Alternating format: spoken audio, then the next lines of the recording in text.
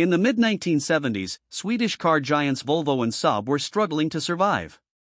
But during that exact same time, Sweden's most profitable export was not steel or cars. It was a group of 4 young people in glittering outfits. Most people think their rise to global fame was easy. But the truth is, it started with a massive rejection, public embarrassment, and a project that nobody actually cared about. If you stick till the end, you will see how they discovered a magic formula that changed the music industry forever.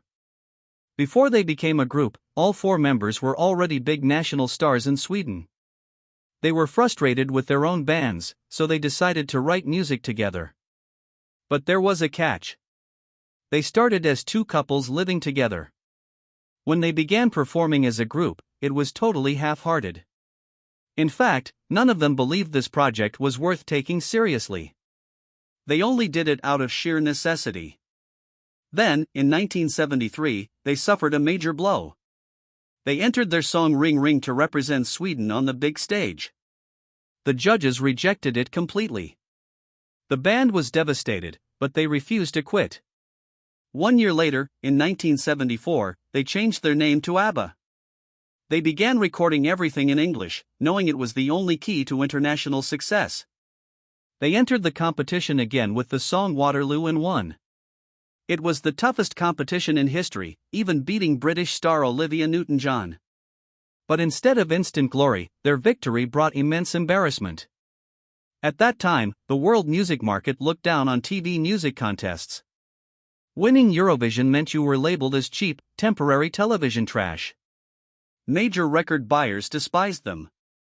ABBA discovered that their hard-earned victory was considered a joke.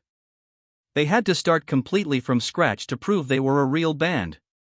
To fight the critics, Benny and Bjorn developed a flawless, precise process for writing hit songs. Music critics hated them. They called their music overly commercial and their lyrics too simple. But doing simple things perfectly is a skill very few people have.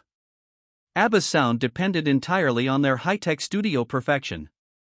Because of this, they hated the risk of performing live on stage. So they discovered another genius trick.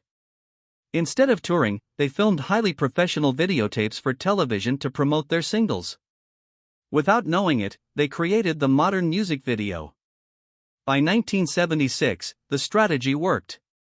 Songs like Mamma Mia, SOS, and Fernando dominated the global charts. In 1977, Dancing Queen hit #1 in America, and they finally launched a massive world tour, proving their status. ABBA proved to the world that when simplicity is brought to absolute perfection, it becomes pure art. They became the ultimate pop machine, second only to the Beatles. What is your absolute favorite ABBA song? Leave a comment below, and make sure to subscribe to the channel. See you in the next video.